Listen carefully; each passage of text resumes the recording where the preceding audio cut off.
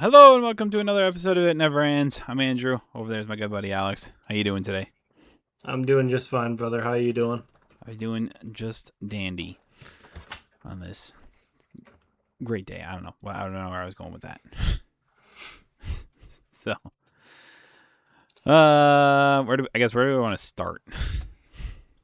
Do we want to start with just the big heavy hitter? Sure. Let's do that. Avengers Doomsday had its first trailer. Yep. We both just watched it for the first time. Yep.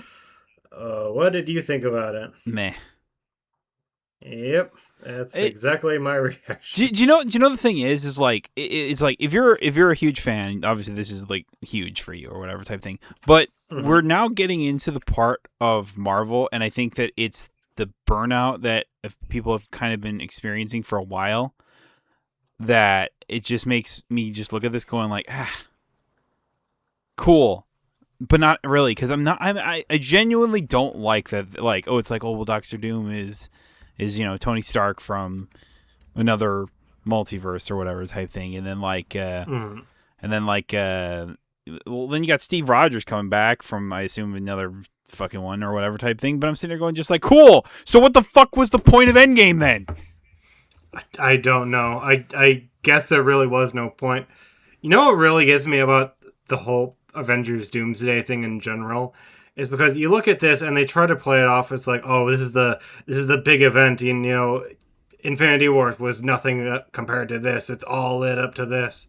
All the heroes all in one place facing this big bad, which is what like Infinity War Endgame was supposed to be, and it feels desperate. Let's just come out and say it. The MCU, like, post-Endgame has not been doing super well. So they brought back Steve Rogers. They brought back Robert Downey Jr. because people liked those characters. They're bringing back the old X-Men because people want more X-Men stuff, and I guess they don't want to invest in making new X-Men stuff. Well, what are you talking about? X-Men 97 or whatever, the animated stuff. And they developed all these other like teams, movies, and TV shows that they're just and magically deciding not to include anymore. It's like in Agents of S.H.I.E.L.D. they introduced Ghost Rider. He never came back. They made a whole show around Moon Knight. He's not going to be in this movie. They made a whole ass movie and like promoted the shit out of the Eternals. And apparently they're just not here anymore. They're not going to be doing anything. Apparently, Monica Rambeau went to the like X-Men universe, and the Marvels. I wouldn't know. I never watched that movie. Still haven't, and just isn't going to come back for this. It feels desperate. The thing, like, okay, how do we cop ourselves out of the mess we've made? The thing about and the way this feels to me is just like this is in essence one of the main criticism that the comic books had back in the day. I feel like it was just like story just kept going on and on because they wanted to print more and more issues type thing and stuff like that and keep it going for as long as possible. But in the end, the story just kind of gets convoluted and characters get thrown all around or whatever type thing, stuff like that. I don't know. That's just generally to me and how I feel is like if you truly do care about like the comics or kind of like that storytelling where it's like you just want more of it, you never want this to end, then sure. But I don't know. I feel like we've said this about 1,000 times when it comes to Marvel, but it's like it really should have just ended after Endgame, or at least taken a hiatus. Well, according to Kevin Feige, he's been all over the place with this movie. He says, oh, this is going to be the soft reboot for the MCU. Then he said, oh, no, it's also going to be a continuation. It's a continuation that also serves as a soft reboot. Also, it's not a soft reboot, it's continuation of the soft reboot. So we're just going to bring back Iron Man and Captain America whenever we feel like we need them, basically, and then they'll just be like, bye-bye. I guess, if they're are they going to reboot it or not? It doesn't even. I'm not sure they understand where they're going with this movie. Do they understand what they're doing means? Afterwards? I don't know. This is a soft reboot to the MCU. What does that mean? Where are they starting from? Do we have any plans on idea on what their If plans are after this movie? if you wanted to start a soft reboot, get a new Captain America, get a new Iron Man or whatever type thing and stuff like that. It's like I don't know. It's just whatever. It's like, don't get me wrong. I would say Robert Downey Jr. and Chris Evans or whatever are just like, they're going to be the guys known for their roles, their two roles and stuff like that. And that's just what it is. Maybe you just shouldn't use those roles anymore, or just, I don't know. People just need to move the fuck on. Yeah. I don't understand it. And it's also all the stuff leading to this movie. It's like they were saying, oh, none of the actors were allowed to talk to each other about the script, or the script wasn't. I heard a rumor that the script wasn't finished until this year. I can believe that, honestly, because I feel like between like rewrites and people piecing everything together and stuff like that, it's like, I guarantee you they probably were just making it up on the spot, because it feels like they're making it up on the spot. It really does. Again, it's desperate. It all feels so desperate. I don't want to just sit here and just like bash it, because there are people who are genuinely interested and genuinely excited for Doomsday or whatever, and good on you. But I don't know, for us, it's like we're kind of just checked out from the Marvel scene ever since I feel like Endgame happened. So it's like, you hop on for every so often, every couple movies or so. Like, I'm excited for Brand New Day, but for Avengers, I don't care. Like, don't get me wrong. We're probably both gonna go see this, right? I don't think I will. Oh wow, okay. Yeah, I legitimately don't think I will. Like, if you or like Billy or I hear from some other people that they actually really liked it or whatever, I'll think about it. But overall, I'm sitting here going just like, I have no interest in watching this movie. Like, I still like superheroes and stuff like this. The problem is, they're setting up Doctor Doom to be like this big villain that's had all this build up, and he just hasn't. He's going to be a greater threat than Thanos, which makes zero sense. Considering the whole trailer was just like, oh, I fought with a bunch of other people. It's like Thor's having like this whole speech about how, like, with all these like new different heroes, like Fantastic Four and all the X-Men and everything like that, and so and I'm sitting here going just like, and this is a greater threat than we've ever faced before. I'm like, greater than Thanos? The guy who had all 6 Infinity Stones at his disposal and could literally warp the reality of the world? Doesn't feel like that's the case. So. This is absolutely gonna have a part 2, by the way. Oh, absolutely. Like 90% of the movie. This is gonna be Infinity War and Endgame again. Yeah, it's gonna 90% of the movie is gonna be like heroes introducing themselves to each other, establishing who Doctor Doom is. Then he's gonna do some big crazy thing like in Infinity War, and then I guarantee either they don't know what they're doing, or they're gonna advertise like, oh, Avengers, Secret Wars comes out in 6 months or something like that.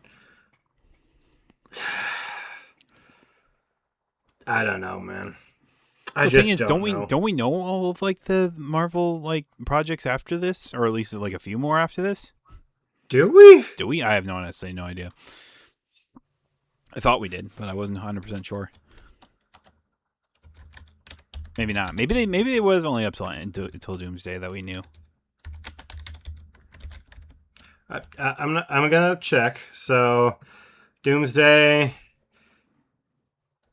And yes, all we know after Doomsday is Secret Wars, which comes out the year afterwards. Okay. So it's going to be Spider-Man Brand New Day, Doomsday, and then Secret Wars.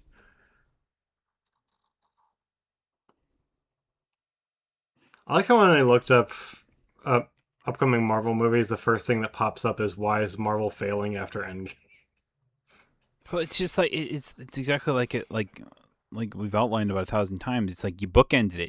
You're done. Call it a day, or at least give it a break and stuff like that. But they didn't do that. They just rolled right on into the next one or whatever. Or you could have like a little epilogue or whatever type thing, and then you could have just done some like setting up new heroes type thing, which you kind of did, but didn't do well. Like there were some good ones or whatever, but overall, it's like I don't. What? Okay.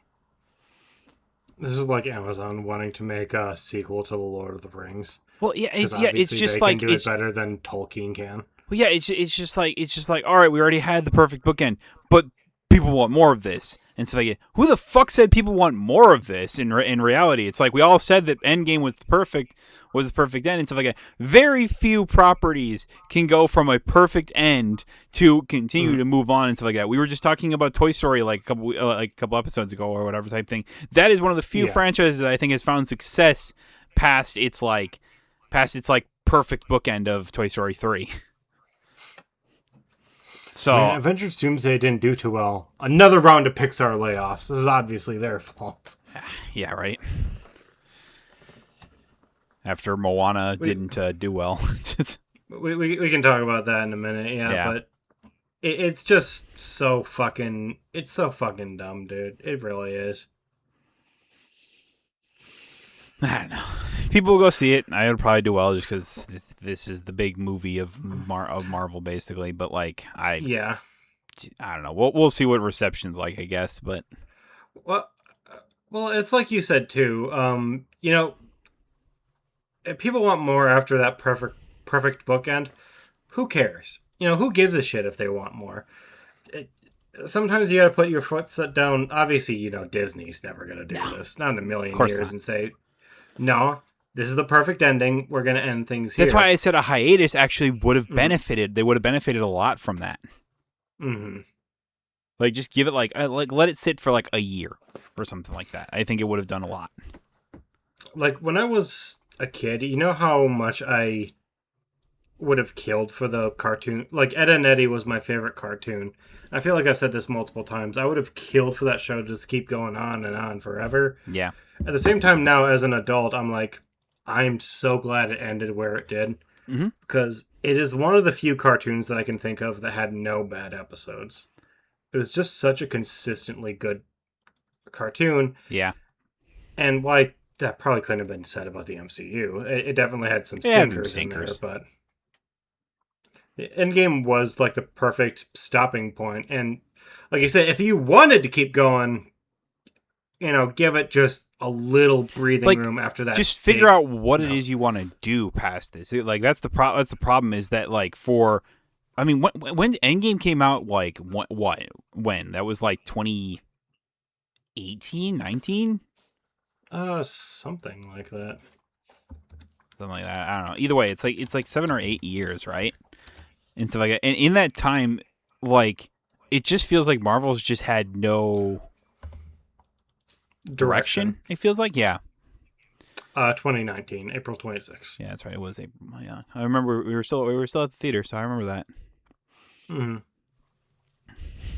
But I was just like, I don't know. I just sit here going like, it's fine. That's the problem. They had this consistent plan leading up to, Endgame, but I feel like they were just like, okay, how do we rebuild after that? Well, where do we And go from here? Like, what do we do now? And then they don't know. They had no plan, and they were just like, let's keep going. Keep churning out. What's next? What's next? What's next? And when you do that, and you can't, properly build up to anything, you gotta just be like, Avengers Doomsday. It's all led up to this. It's bigger than Thanos, and it's super crazy, and you should all go watch it. Yeah. It's always funny Because, they wasted all this time not building up to something. It's always funny to me. I'm It was sorry. just like as I get older, it feels like that, like when stuff that you love ends, basically, it almost feels like you're just like you look back on it more fondly when it ends just right, basically, and stuff like that. And so it's like when it's continually milked for all that it's worth or whatever type thing. I feel like if had Game of Thrones not ended so terribly, I feel like a lot of people would say that. And I know they're still doing stuff with it. Like they have, don't they? I mean, they have like House of Dragons coming out. Isn't there like another spinoff show or whatever that's supposed to be coming off of that too? I heard House of Dragons was pretty good. I also heard Knight of the Seven Kingdoms was really good. Yeah, but like you get my point is that had it ended well, Like, do you know how much more Game of Thrones stuff would have happened basically, like in a lot quicker time frame? Hmm. Yeah. So it's just like I don't know. It's just like the beauty is sometimes that things end, and you remember go and you go and when people look back on the MCU or whatever, or they look back on whatever it is type thing, is that it it was just like it was perfect. It was Hmm. literally perfect. Yeah, there was a few kind of bad movies in the end, but it's like they all held a purpose. They all held a role. Yeah, it leaves you with a good taste in your mouth. And so when you're eventually offered more, if you're offered more, Yeah, you're like, hell yeah, give me more cake. But then that that's cake why I starts said to a get. hiatus would have helped a lot. Hmm. But then because you haven't baked the cake right, then the cake gets stale, and you're like, Then you didn't maybe I cook don't the want inside cake. well. It's kind of like gooey and not the good kind of gooey. It's just like they're like ugh, like this did not cook enough. And you dump a bunch of frosting and sprinkles on it, and you call it Doomsday. Yep. And then you put this trailer out. Yeah. Oh man. Metaphor. Exactly. Exactly. Yeah. I guess I'll see what people say about it, and then if I'll decide whether or not I want to go see it or not. Mm-hmm. It'll be well after the fact because I don't want to deal with the craziness of the theaters or whatever. Do you think like here's the thing is like we've had such a weird year when it comes to box office movies or whatever, and not that I'm not saying that Doomsday won't do well, it will do well, but it's just like if they think that like Mm. Doomsday's not going to do any numbers like Endgame, right? There's just no fucking way. No, absolutely not. Not even close. Yeah. I think it'll still be like big and popular, but Mm-hmm. I think Disney is going to overblow expectations for this movie by a huge margin. Oh yeah. Oh yeah. It's not even question.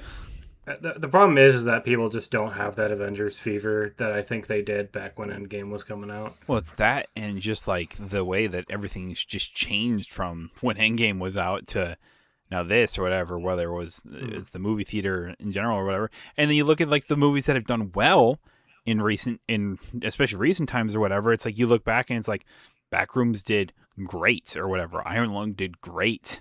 Um, there's the Exit 8 did pretty good as well, type thing or whatever. It's like, and you have Mandalorian flopping hard and stuff like that. Star Mm. Wars flopped hard. Like that's More. insane. I don't know. It's an odd time. It feels like for movies and stuff like that, like the Hollywood stuff isn't doing nearly as well. And obviously, there are still movies that are doing well. You want to go see the Odyssey, and that one's doing extremely well. The entire weekend, from what I heard, that like the entire like first weekend for that IMAX showing that we went to is completely sold out. Mm-hmm. Every single showing. Yep. So it's like they're like people are still interested in watching movies. It's just Mm. like, but the slop that nobody really cares for isn't going to do well. So like when Mandalorian or Moana comes out, nobody's interested in watching it. The bold ass decision to release again, not only, well, I'm not going to talk about Moana. The bold ass decision to release this on the exact same day as Dune 3. That's right. Yeah, I forgot about that. they couldn't have picked like the weekend before or the weekend Nope. after. It has to be It's got that to be like weekend Christmas time, BS. so they can compete with Dune of all things. Yep. I think that's going to really kick them in the ass too because well, a lot of people are going to want to see both, you know, Yeah. at the exact same time.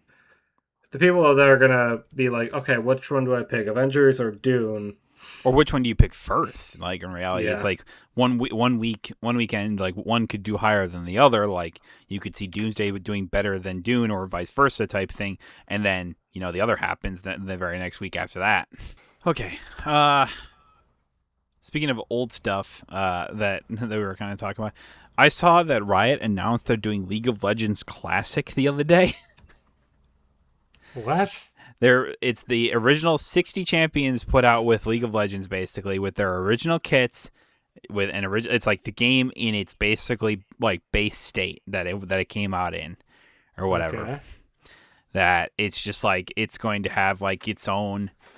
Like apparently they were still charging for skins, but apparently there was enough blowback on that they said all skins are now free or going to be greatly reduced cost. Basically, there's still a battle pass for it. I don't know how the fuck that's gonna work, type thing. And I'm sitting there going, just like, I mean, it's cool as somebody who played, not early League or whatever, but like, is this gonna get me back into playing League? No. The answer is no, it's not. I just thought it was funny and crazy that they announced this.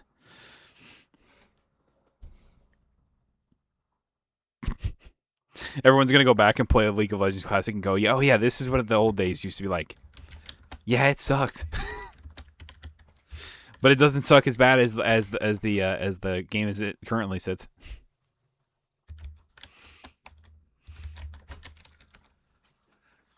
I think they're very much trying to ride the coattails of WoW Classic. You know, that did Absolutely. numbers for WoW, and they're trying to get people with the same nostalgia, which I really don't know how that's going to go. Well, I originally remember this. Remember that this was a fan project years ago or whatever. That Riot basically sent a cease and desist to the people that were making it. Of course they did. Yeah, they weren't going to charge anything for it. It was going to be completely free and everything like that. But they said cease and desist, and they basically just said, well, it was fun while it lasted, guys. And now, I mean, that was years ago at this point. So, I mean, that was probably, maybe that was like early 2022, 21, maybe. I remember hearing about that. Mm-hmm. And now here they are in 2026 launching this project.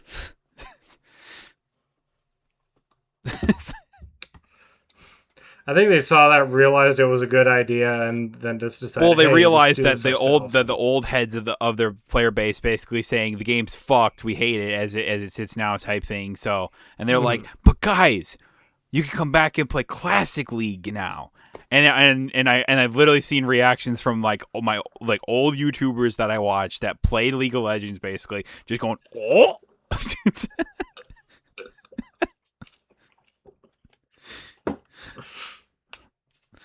Oh man. Alrighty then. You gonna get on and play some Classic League? No. Aw. No, I'm good.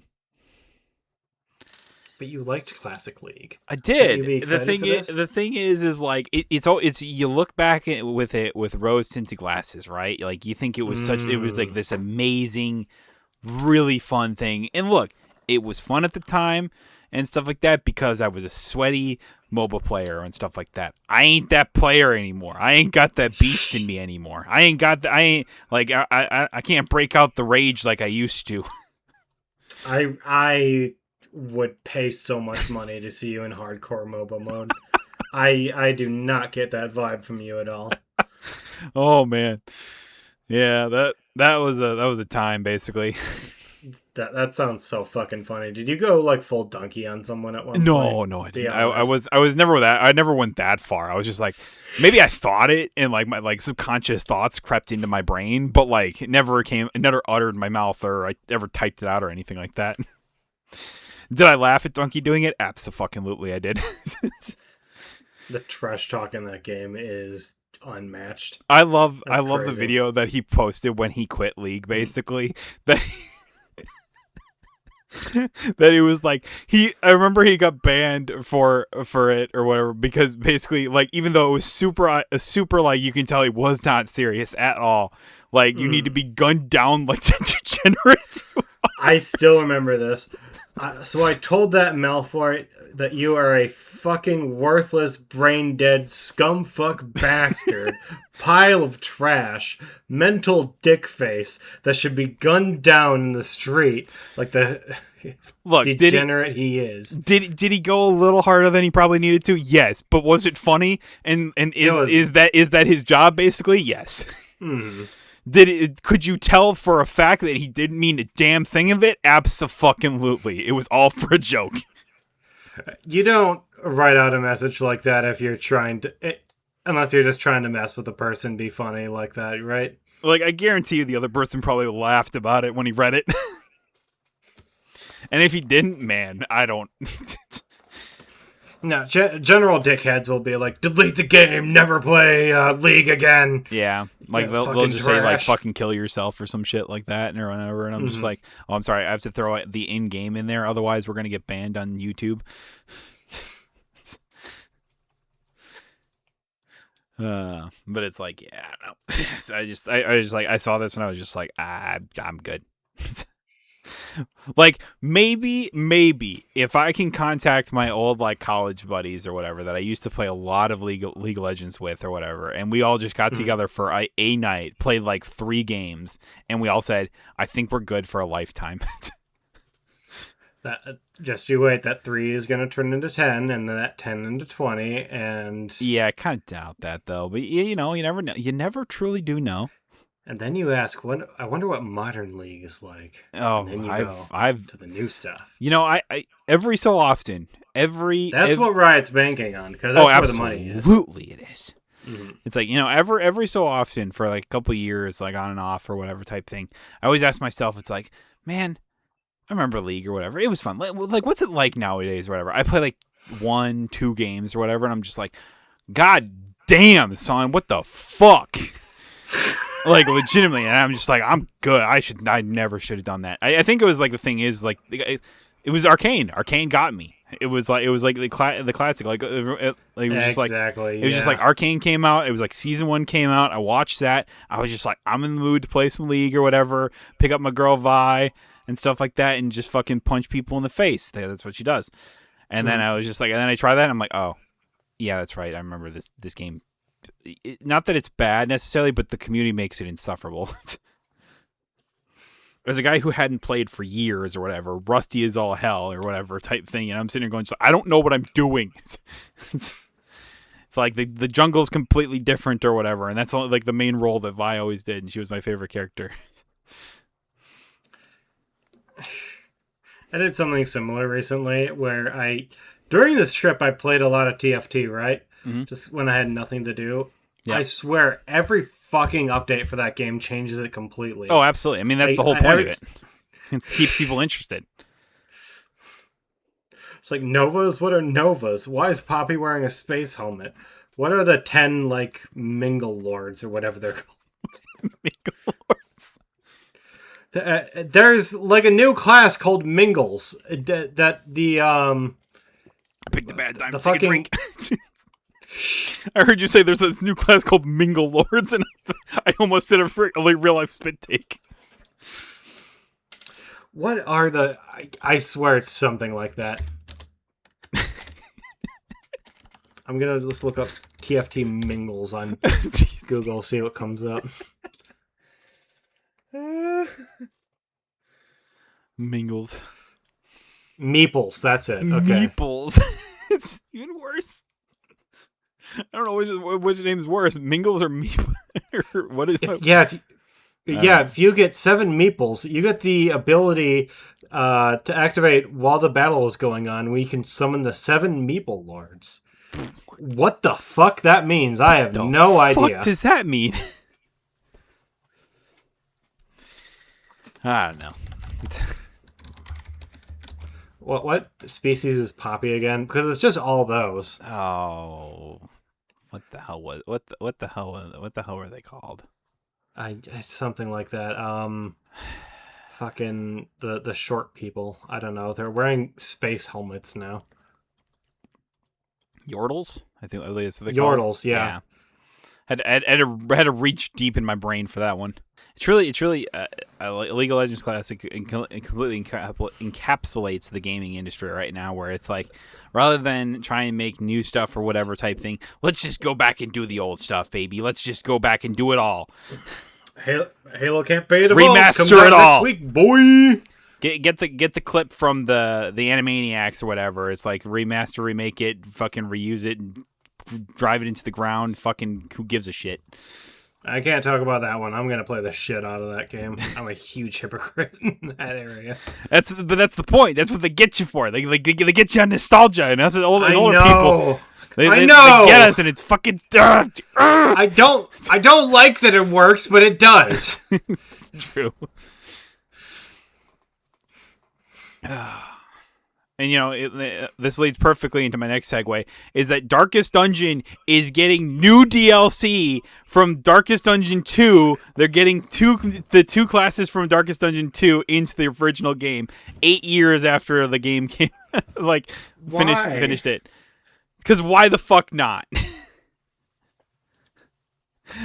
I just thought, I was like, Red Hook announced this like today or yesterday or something like that, and I was just like, what?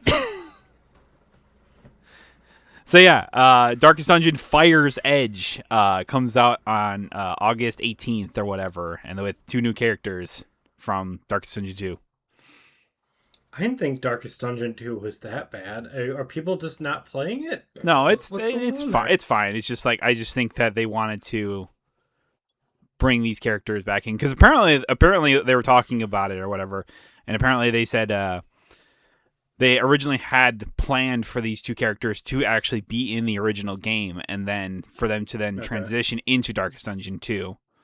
But they saved them. They ended up scrapping them from the original game and then going for just making Darkest Dungeon 2.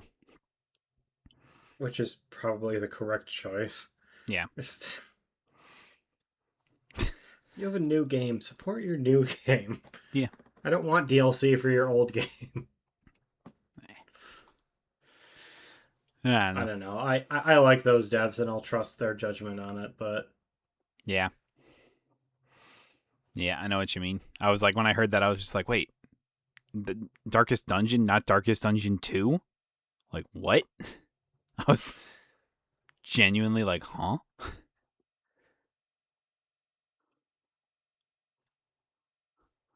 Oh, apparently they still... I was curious about this. I was like, is that they still have narrations from the original narrator, Wayne June, who died last year. So it was like they actually still have his voice lines for it. And I was just like, oh, sick. So it won't feel out of place. That was my number one thing. I was like, are these characters going to feel out of place because they're not going to have the Wayne June narrator? But it doesn't sound like they're going to be. I certainly hope not. Doesn't sound like they're going to be. So that's pretty neat. I mean, I guess they can also just use some of the lines from Darkest Dungeon 2 that were still by him. So that's pretty neat. So that got me. That'll get me in August. Maybe I'll have to do a Darkest Dungeon playthrough. That could be fun. Maybe. Haven't played that game in years at this point. I do like Darkest Dungeon. I do like Darkest Dungeon 2. It's a different type of game, and I can't fault Red Hook for trying to innovate on a formula that worked really well for them. But I don't know. It's just like Darkest Dungeon just had that perfectness to its formula or whatever. It's just like it would caught that a bottle. magic. It just caught the lightning in the bottle basically, and just never let it go. And they tried to replicate that with Darkest Dungeon 2. And again, not that it's bad. It's just a different type of game. Yeah.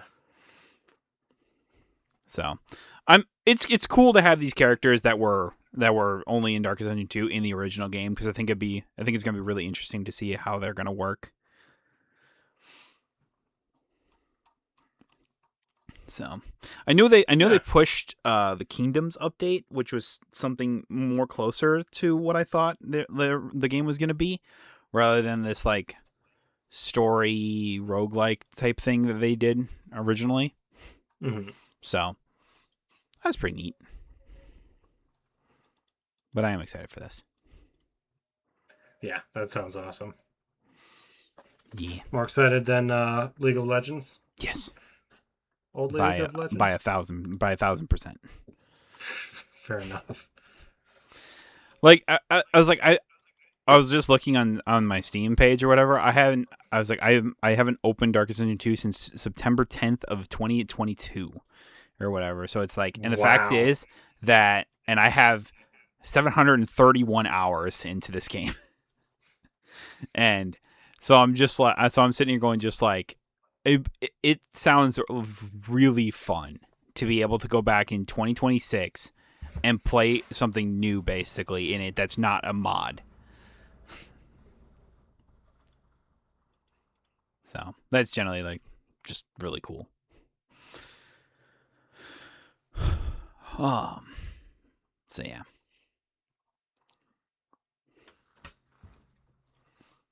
Did we want to quick go over the Moana thing What Moana thing?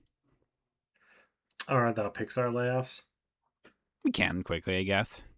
It just kind of folds into the whole Avengers Endgame thing. So Yeah, the live action Moana remake was super shitty and it lost a bunch of money. No one is because nobody wanted to surprised. watch it. And as a result, Disney enacted tons of layoffs, including hundreds of staffers. Pixar has been reportedly hit really, really hard.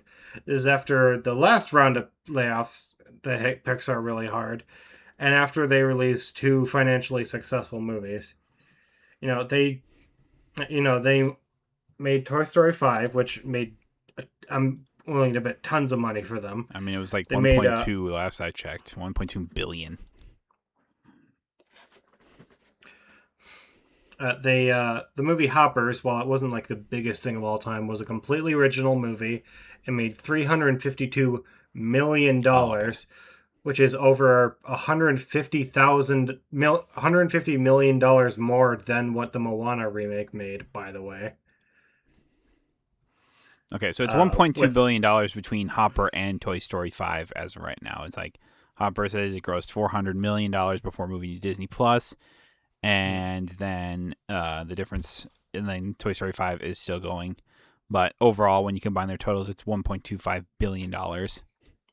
the live action Moana remake, by the way, apparently has only made a little over 150 million globally. Yeah, it's on track to be like the worst like Disney movie, like Disney princess movie in a very long time.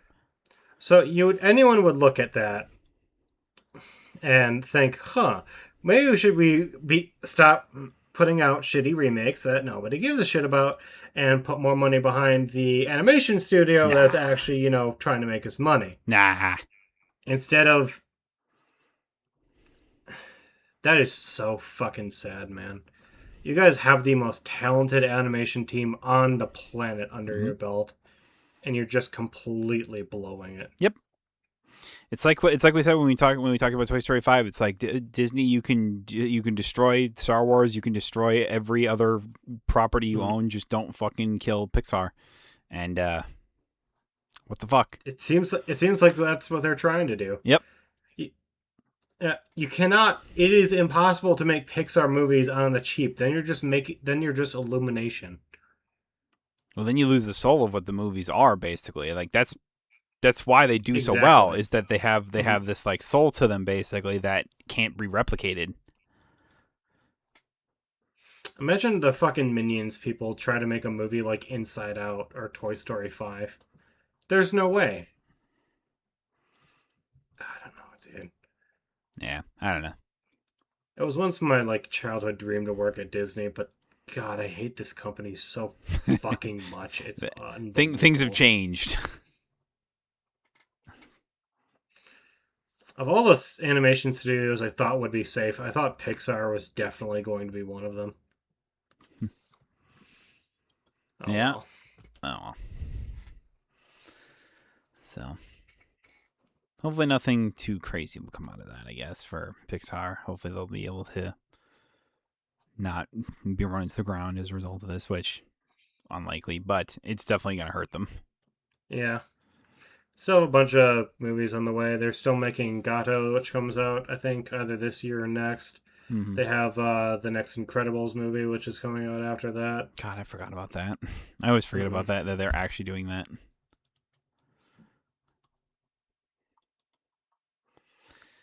So they have stuff. Yep, I got stuff. So just What do because you? sorry, I was like just because I saw this today, I was like, did you say that the God of War guy, the guy who's playing Kratos, lost his role because he like tore his pectoral muscle or something like that, working out for the role? Oh, he tore his pectoral muscle. Yeah, Oh my god. So he tore a muscle. The report is that he tore a muscle in his pec, basically, Hmm. working out for this role, basically, because he wanted to get even more jacked, pretty much. Um, and ended up tearing his pectoral muscle. And if anyone knows anything about pectoral muscles, basically, when you tear them, they do not. They are a long, long, long recovery, and from what I hear, Hmm. very painful. Like, I was listening to the Morning Somewhere podcast this morning, where Bernie Burns has Blaine on right now. Blaine Gibson is just like because he's like in the States, basically. Okay. And Blaine is he's a muscle. He is he's a workaholic, basically. Like, what he likes to work out, basically.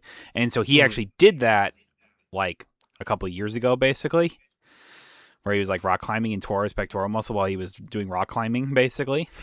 And he said, like, yeah, it took over a year for it to recover, and then it took like another full year for me to get back to where, like, the strength in my arm, basically, to the point where it is.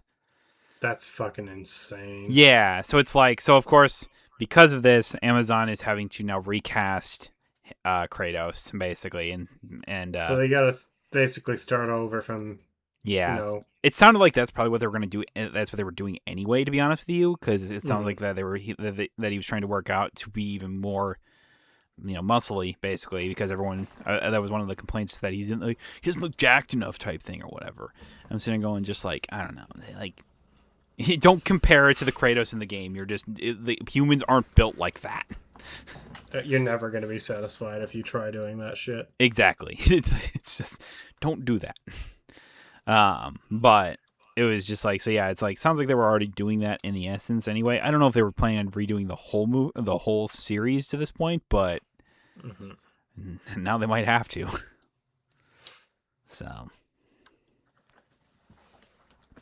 wow, Ryan Hurst, the guy who apparently said he put on 40 pounds of muscle. That's nuts. That's so crazy to me. God damn. And then he I mean, tears his pectoral muscle. Oh, just to lose it all, basically. oh, that's just sucks. So, I feel for the guy, but I was like, I think that after, I don't know, it's just like, after seeing that screenshot, it's like, I don't know, so it just didn't look. I don't know. I'm not It's a sure how much it's a lot to better it's. judge off of one screenshot, but like, it Hmm. didn't look the most flattering. No, So, I'm not entirely sure how how much better it's going to get because of this change, but I really do feel for this guy. That's got to be so heartbreaking to get a big break like Kratos of all things, and to lose it over this. yeah, it's like like, if assuming that he knows anything about like the series and stuff like that, and it's like, Hmm. and like who Kratos is, I'm like, he was probably super excited to get this role, type thing, and then for it to just be like, now it's gone, just really sucks. So depressing, dude. Yeah, so I feel for the guy, especially because I was looking at it, I was like Ryan Hurst. I'm like, why do I know that name or whatever? It's like, because he's done Sons of Anarchy, and then he was Gary Bertier in Remember the Titans. Oh wow. Yeah, back when he was younger. Because I'm like, boy, I was like, when I saw pictures of him today, and I was like, who the fuck does he play in Remember the Titans? And I had to look it up, and I'm like, oh, he's Gary Bertier. And I'm like, wow, he's definitely a lot younger when he got that role. Since we were talking about Sony games or Mm. whatever, and like, them still doing away with physical media or whatever. What, just a quick pit stop. GameStop apparently says that physical media is totally irrelevant. What the fuck do you mean? And like, You would think that's isn't that your whole fucking shtick? Like, GameStop, not fucking Toy Stop or whatever, which apparently is 41% of their fucking business is toys and card games. well, it's not anymore. They're trying to be the next whatnot, buy out eBay. Yep. They're trying to sell Pokemon cards and graphic tee vinyls and fucking Funko Pops and shit. Because they know that's where the money's at. Yep. You can't even call yourself GameStop anymore at that point. They probably won't. No. They're probably going to call themselves eBay. Yeah. When they take over eBay, they'll just close all the shops and then go Just be eBay. online only, basically, and just be eBay.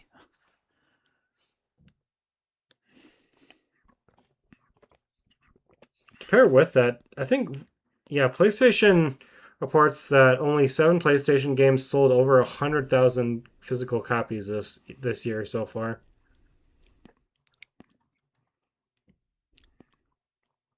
Which, okay. I didn't people expect like a lot of the major releases for this year don't come out until November. Yeah, that's what I was literally thinking. I'm like, what games came out this year? That people would be looking to get it. And I'm like, physically, yeah. And it's There's like, not many. And it's like look, it's like we said when Mhm. when the whole thing happens. I'm like, look, I get that a vast majority of people do digital only and stuff like that. It doesn't mean a reason to get rid of the physical media in general. No, and stuff like that. And no. it's just like, and the fact is that it's just like at any point, like Sony can just say, we no longer have this license type thing, so no one else can play this game. Haha. So, yay. I mean, they're doing all this talking, saying all this stuff. You'd think if this isn't what the consumer wanted, that they would they would come to this conclusion naturally. Like release the physical version of the PS6. Say it has low sales. If no one is really interested in the physical version of the PlayStation 6, then sure. Then say we're not going to make discs anymore. Well, I just think they're doing it to try and bring down a bit of the cost of the PlayStation 6 and inevitably come down type thing. So it's like if we just don't do disc drives in general, then we can end up making it even if it is only marginally cheaper, just as inexpensive as we can make it, basically. And that's really what it comes down to and stuff like that. And it's just like, and there's like, have you seen like the whole like lawsuit basically that's being posed at Sony right now for they're being sued in the Netherlands for being a digital monopoly basically in 20 they believe they're going to be a digital monopoly in 2028 when they go digital only. And I think, and the thing is like usually I wouldn't think much of this when you hear something like that or whatever. But I was like, but the reasonings that the Netherlands actually gives is actually very good, because what it comes down to is basically just that Sony will set the prices from there on and stuff like that, and they bring up that they've already tested dynamic pricing and stuff like that. Another topic we've covered on this podcast, where it's just like if you don't spend as much money, you will pay less for games or whatever. But if you spend a lot of time on the PlayStation type thing, you will end up paying more for games and stuff like that. It's been confirmed that it's been tested out, and people have already screenshotted it on many occasions type thing. So it's like this is real and stuff like that. So the fact is, if they could do that with that and there's no secondary market as a result of no physical media, then effectively you are a monopoly. 100%, yeah. So I think that usually I would just kind of throw these out and I'm like, well, you don't got any standing type thing or whatever, or it's going to be a hard sell. I think the Netherlands has a good argument.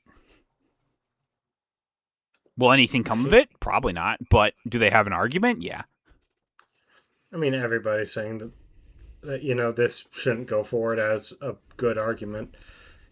It's a very cut and dry situation. If only Sony can control whether or not what the prices are for Sony games, or any games that come on the PlayStation, they own a monopoly. They own that monopoly. Yeah. It's like the same thing just happened not that long ago against Steam, basically for the PC market and stuff like that.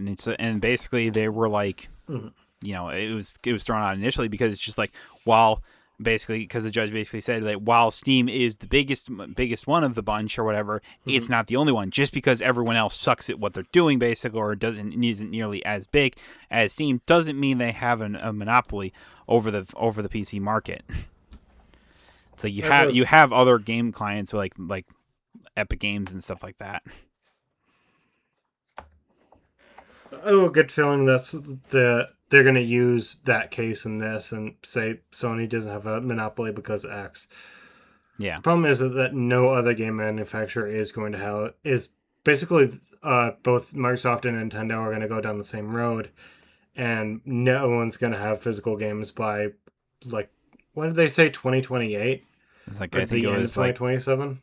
I thought it was like I think it was like January 20 to like beginning of February 2028 is what I remember hearing that. Okay, It's like they were stopping all physical media whatsoever.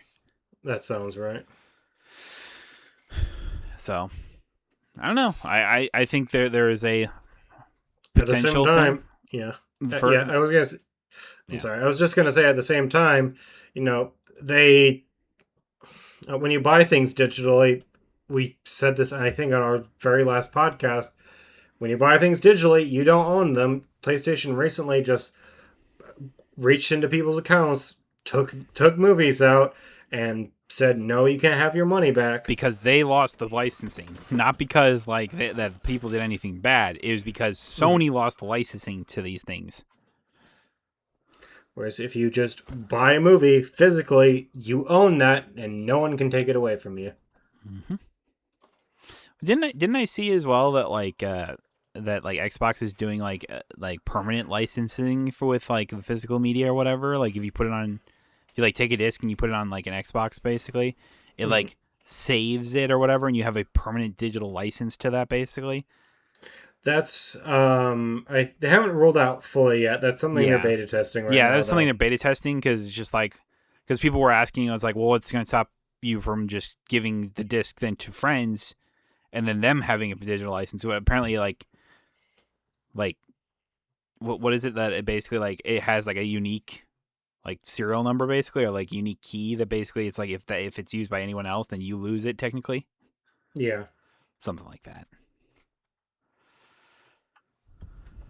I mean, it's a good compromise, honestly. Yeah, I mean it's like, oh, you have a permanent copy that no one can take that away from you, and I was just like, okay, I mean that's a step in the right direction because I feel like that's I and I think that's the number one thing that it when it comes to this like everything's going to be digital, we're not going to have any physical type thing anymore type thing Hmm. is that the and my main complaint about it is just like there's nothing going to stop Sony or Xbox or Steam to like say, oh, you no longer have rights to this license or whatever, and we don't have to give you your money back type thing. It's like it's the unease of like you could just lose things at any point, basically. So it's Or like even just, but if there could be some guarantee that it's like once you buy this, it's yours and stuff like that. Like this is a permanent license that you have type thing, and no one can take it away from you. mhm. It's like if every company could guarantee that for their games, I think that I would be more accepting of this digital world. And people often say, like, oh, the whole game preservation thing that's just an excuse. It really isn't. There, especially in this modern age, you wouldn't think like the idea of losing games would be such a risky thing. Recently I began thinking about it because, if I wanted to play, Halo 5 Guardians, I'm not sure I can play that on my Series X. I have to, go back and put it well, it might be on the Series X, but imagine like the next Xbox doesn't have back compat. Yeah. It's not on PC or anything. So eventually when the systems that can run that game just go out of date, it's lost. If Microsoft or Xbox or Halo Studios decide not to remaster or port that game, it's gone and it's gone forever. And there's really nothing as consumers can do about it, and that sucks. Yeah. Uh, we were talking about this last time too. If Sony doesn't see the point in keeping a certain game in their ecosystem anymore, if it was just released digitally on the PlayStation, poof, it's gone. It's gone, and no one can ever play it again. Yeah. And that's bullshit. Developers shouldn't have to deal with that. Players shouldn't have to deal with that. No one should have to. And if you've been playing games for long enough or whatever type thing, it's like you almost like for I don't know, for me especially or whatever, I like to see kind of like, where gaming has been to where it is nowadays. Basically, it's like, we talk about like, nerd culture kind of rising up over the past like 10 years, 20 years at this point. Basically, it was like basically it's like I like I always remember, playing video games when you were young. You were the nerd and everyone picked on you and made fun of you type thing or whatever type thing. That's just not the case anymore. And stuff like that. So it's just like it's cool to see where gaming was to where it is now and type thing, and like just compare the two. And it's like, I don't know.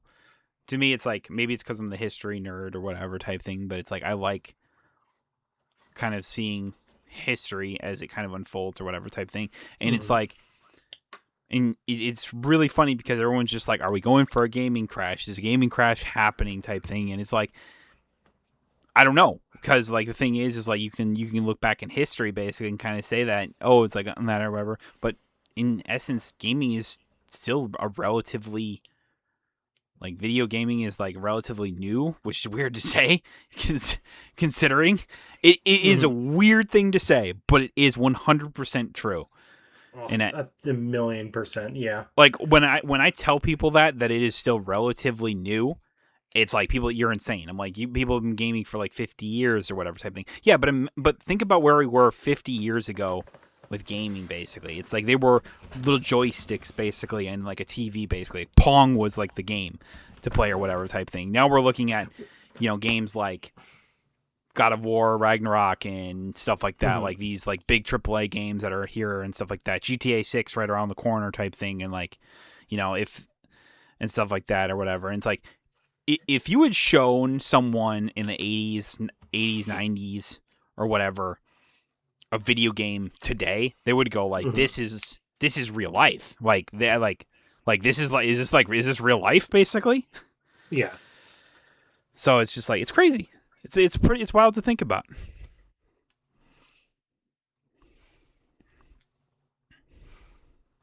So I don't know. I just think it's cool. It is really cool. So it's like the more history that you can preserve in physical ways or whatever, and if history tells me anything, is like passing things through word of mouth or other things that are like can be easily forgotten or whatever, then things get forgotten. Like history, history shown that like ancient civilizations from long ago have been long forgotten because none of their stuff was written down basically, and it's just like, we're never going to know anything about these places or these people or anything like that. They what once existed here is gone, lost to history. All surviving members are dead. There's nobody to hold those traditions anymore. Mm-hmm. Yeah. So as cheesy as it sounds, like, it's true. Because we were talking about gaming or whatever, I was like, we haven't gone over the Bethesda and like, it was like a note from Bethesda talking about like what they're working on going forward or whatever.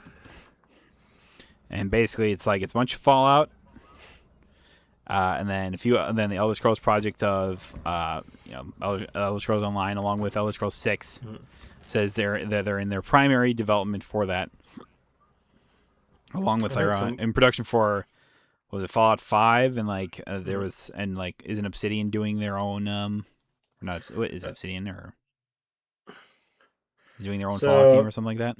Yeah, Elder Scrolls 6 is in full development now. Like we said before, Asha Sharma wants to release the game in 2 years.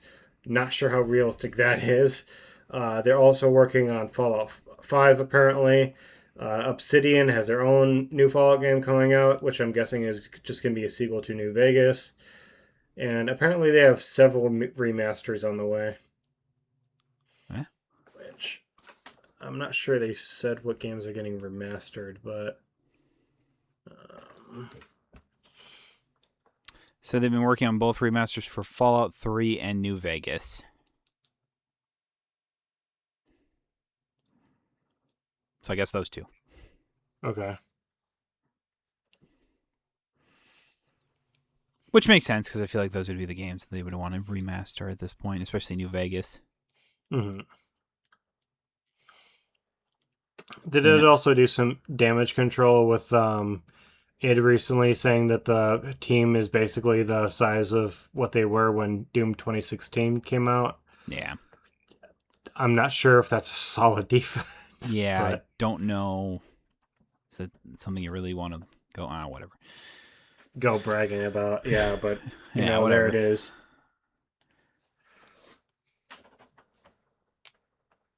Yeah, the fact is, like it even says here, it's like Fallout 5 is currently in pre-production, so AKA they're on very, very, very early production for that. And Mm-hmm. then Elder Scrolls 6 is going to be the primary development, so AKA they're going to go full on an Elder Scrolls 6. So, like you said, to the point that it might be out in 2 years, maybe even sooner. Usher is really pushing this stuff out. Depending on how hard Obsidian was hit, I'm sure that'll obviously be done before Fallout 5 is. So it's coming. Yeah. I don't want this whole podcast to be all doom and gloom. No. That some of this stuff is exciting. No, yeah, like here's the thing is Mm. this is a good step for Bethesda. It outlines clearly for fans what's going to happen here or whatever. It's like Mm. is that they are still working on Starfield a little bit type thing or whatever. They're doing additions to Fallout 76 as well as remasters of 3 and New Vegas as well as new games Fallout 5. There's a new one from the same people who made New Vegas and stuff like that. So it's like they're doing stuff or whatever. So it's like get excited for it and stuff like that. It's like it's going to take some time, but we are focusing on this. And Elder Scrolls 6 is coming out, where it's going to be our primary focus. So look forward Awesome. to it, I guess, because it's been fucking years. It's good news for Fallout fans and Bethesda Mm. and stuff like that. And it's like considering that it's like we saw, like I mean, it's like we just said, it's like we saw Elder Scrolls 6 or whatever, but then like was there any clue when it was coming out or if it even is coming out type thing? There was already reports that like Todd Howard's just like, forget it, we ever said that type thing or whatever. And I'm like, that's not a good sign. So obviously we know it's coming now. Yeah. That's at least good. Yeah, and it's their primary focus. Did you see some of the cards that came out for the Magic the Gathering Star Trek set? No, but I did see a new one for Reality Fracture though, the new Jace. Oh, okay. What's that look like? That's pretty interesting because it's like he has like a passive ability. It says you draw a card during each of your opponent's draw steps. Well, that was kind of neat or whatever. It's like Okay. I was like I think it was like it's like his +1 was like creates a 1/1 illusion. And God, I don't remember the other ones. It was like Create a 1/1 blue illusion creature token. For each opponent, return up to one target artifact or creature that player controls to its owner's hand. Draw 3 cards, then put X +1/+1 counters on each creature you control, where X is the number of cards in your hand. yep. I was like, oh, that's pretty neat. I Oh, don't know so how that useful that's going to be. it's pretty good card for a 4-drop. Solid. A white Liliana, that's funny. Yeah, that's the thing about it. It was like I was like, we're gonna get a lot of like weird, weird colors or whatever. Oh, we still got a green Garuk. Get out of here. And there's a black one too. Okay. Yeah, Is they're that releasing double-sided? they're releasing a bunch of these in both colors. So we're getting both a white and black Liliana. We're getting both a red and blue Chandra. Yeah.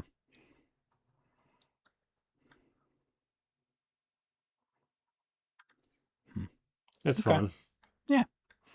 That's neat. Yeah, The Star Trek set. I didn't really see the Star Trek set. So For the big thing they have for this one is they have autograph cards. So you'll have a bunch of, Captain Kirk cards signed by William Shatner and all this stuff. Those are going to be Okay. like the big chases for that set. yeah, because they couldn't I'm not do sure. alternate arts. They were just like, oh, we're gonna do signed cards. Yeah. Well, they'd still have alternate art stuff like Yeah, that, yeah, but yeah. But like, you get my point. Is like, there's not like a big, mhm. like big rare like variation or whatever type thing. So they're just like, it's just signed. Doing like the ultimate trading card, like baseball card route. God, this set is probably gonna make so much money. I can already tell. Yeah, the Trekkies are going to be out in force, bro. A bunch of oldies that don't give two shits about Magic the Gathering are gonna see this and are gonna be all over it, dude. I will say though, it is kind of nice Mm. that each of the Shocklands are being reprinted. Like each color variation is being reprinted in the Star Trek. So that's kind of cool. Yeah, Again, drive down the price of those cards. they do look nice. As a Trekkie, this is everything I want. I think, from a Star Trek fan's perspective, this is awesome. And I love how this is just making everybody. This set in particular is what's getting everybody worked up about universes beyond. Yeah, I mean that's That's how it like goes. it. It's Wasn't like like this is where we're TMNT or drawing the whatever. That was line. kind of just whatever set. Yeah, Um, Trying to think what else or whatever. I would I'm kind of rather of the have this. mindset that like I don't think the Hobbit one is going to do nearly as good as people think it's going to. No, controversial opinion. I would rather have the Star Trek set than the Hobbit one. I Yeah, would. because it feels like the It, Hobbit is just going to be like the same. Like Lord of the Rings, but it's just going again, to be more Lord of the Rings, I guess, which isn't necessarily a bad thing. But I don't think there's going to be a lot of new mechanics or anything like that. It's going to just be a lot of reprints. I feel like. the problem is that Lord of the Rings was also done not all that long ago either. No. See, the thing is, I expect probably by next year, Hmm. they're gonna have they're gonna put out another Final Fantasy set. Easily, yeah. Just based off like one specific era of Well, Final Fantasy. I just think they're gonna just do all the Final Fantasy cards they didn't do prior. Okay. Like, because there's still a lot of characters that you can do or whatever. Like they focused on the main characters of each one, which is what you expect to do. But there's all these side characters from each of the games that you could also do as well. And some you did, some you didn't do. They probably are. The Final Fantasy set did numbers for them. Oh, absolutely. And it's like if you put like 77 golden chocobos in there again, I mean, those things are those collector boxes are gonna fly off the shelves. Don't worry, it's only $2,000 on TCG Player right now if you want to buy a collector box. Oh man. Honestly, though, too, when it comes to people complaining about Universes Beyond, like 3 of the 4 confirmed sets that we have for next year are all original, like MTG, in universe sets as opposed to Universes Beyond. We have Noctis, we have Kamigawa, and we have Zolfir. Yeah, that's what I was saying here too. They have 3 unannounced to Universe Beyond in the middle of there, but yeah, Okay. between some stuff or whatever. But we'll get more information when the time's right. Ooh. This means we're getting more merfolk. Yay. Hooray for Mythic. me. Do you know who's also excited about that? Who? The Professor. The professor likes merfolk. Dude, the Professor is all about merfolks, dude. If you ever watch any of his videos, whenever they're playing like Modern or Legacy or something like that, he always breaks out his merfolk deck. Nice. I was like, I don't watch a ton of like the Professor videos or whatever, but the few I have, I was like, I know that much. Looks like for a reality factor, we're getting a mono red dragons deck.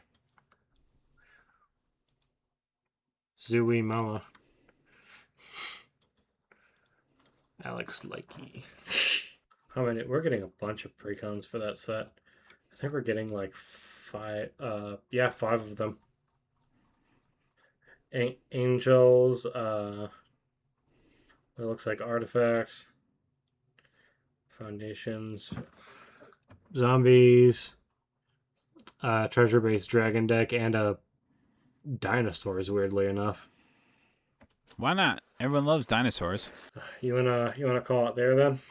One last thing I want to talk about, just Okay. cause real fast is that I saw today, that Borderlands posted this there's like this little podcast, this like narrative podcast series they call Borderlands: The Dead Echoes, basically, which is kind of Okay. like.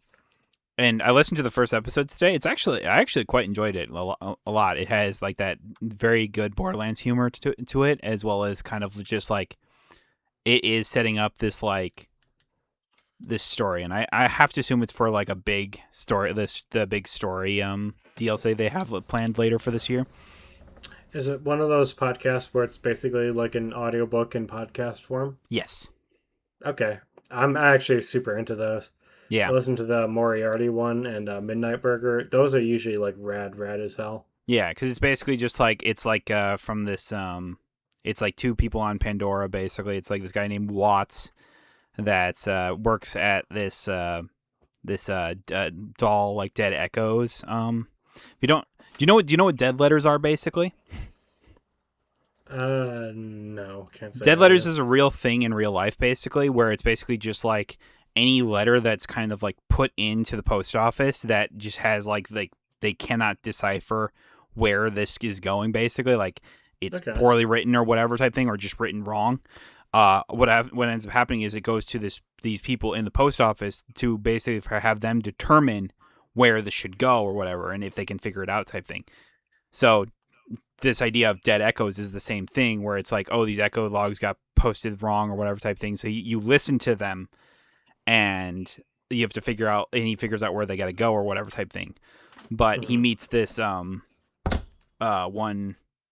girl basically that's at like a bar that is basically like this Jacob's freedom fighter basically, that trying to keep people out of Dahl's hands pretty much, because Dahl has like a new CEO, and it's like it's just making everything awful and worse or whatever. There's this big war with Dahl basically, and like with Jacobs and TDR and stuff like that. It basically Dahl's fucking up the world basically. Classic. And so she was just like, let's use these dead echoes basically to get all this like guns and stuff like that and money that people don't write this on or whatever type thing, and let's go give it Hmm. to the revolutionary people basically and stuff like that. And you're just like okay, so they're going to be freedom fighters basically. And then at the end, I was like, I guess small spoilers, but it's not really. I think you can figure it out pretty easily throughout the entire thing. Is that at the Hmm. end, they reveals that it's Jacobs, and I was like, if you don't know that name Jacobs, it's a big deal in Borderlands, because Jacobs is one of the main gun producers or whatever, and it opens up with Sir Hammerlock, who's the main um, That's awesome. guy from because he's the main maker of Jacobs, basically one of the main makers. Hmm. And then there's like I forget what his name is, but it's like so it's just like, yeah, this is it's kind of cool. It's neat. It's setting up something I think quite interesting, because they have a new character coming out, which is like Loveless is what it's called or whatever type thing, in September, along with a big story DLC. So my guess is that it's probably setting up this, and I'm very curious if it's setting up, because still in Borderlands 4 they haven't added a new manufacturer of guns yet, but I'd Hmm. have to think at some point, with how much Dahl has been a main issue or a main thing in the story of Borderlands so far to this point, at least in Borderlands 4, we still don't have Dahl in the game basically. And so I'm very curious if they're going to add Dahl. I'd be down. That sounds rad. Yeah. So I have a feeling it might happen. I don't know. I listened to the first episode. I really liked it. I thought it was. I'm excited to listen to and see where it goes from there. I'd have to check that out. Yeah. Sounds awesome, dude. Yeah. Oh, I also wanted to quick talk about. I played the demo for Hand of Fate Hordes, and Mm. it's really cool. It's really, if you ever played any of the Hand of Fate games. There's a new Hand of Fate coming out.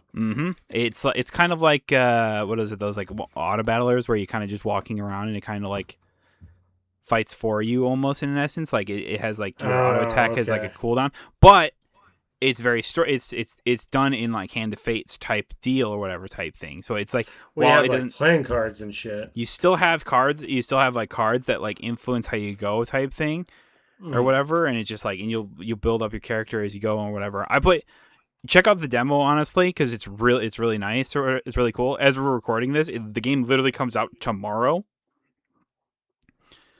but the game. But I played the demo that is decently thing, and I quite enjoyed it. So Okay. So I was like, I had actually recorded it, and I have yet to post it onto my YouTube, but I was planning on doing that as well. Awesome. So be sure to keep on the lookout for that, I guess. Oh yeah, I don't see the demo anywhere. It's funny because I have it downloaded. I have it. That's funny.